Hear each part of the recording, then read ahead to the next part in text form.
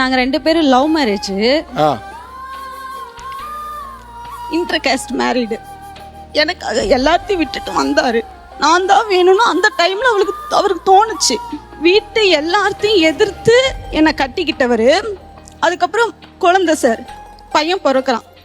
பையன் பிறந்ததுக்கு அப்புறம் தான் அவங்க அம்மா அப்பா அக்செப்ட் பண்ணிக்கிறாங்க.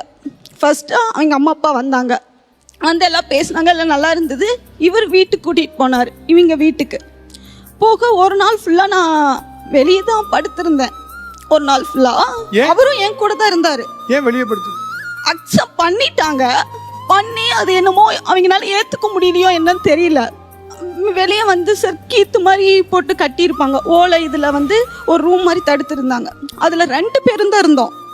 எனக்கு அது நீயும் இருந்த நானும் இருந்தேன்.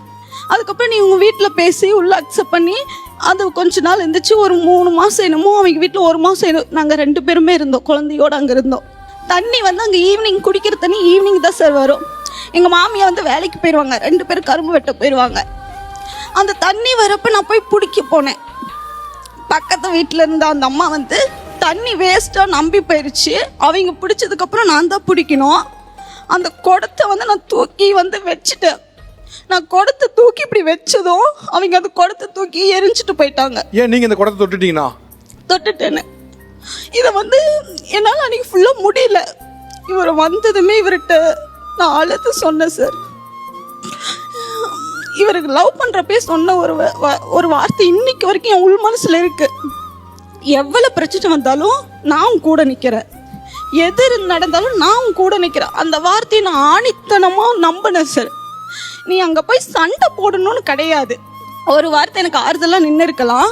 அவங்க கிட்ட உங்களுக்கு என் பொண்டாட்டி தொடக்கூடாதுன்னு உங்களுக்கு விருப்பம்னா நீங்கள் நின்று எடுத்துக்கோங்க.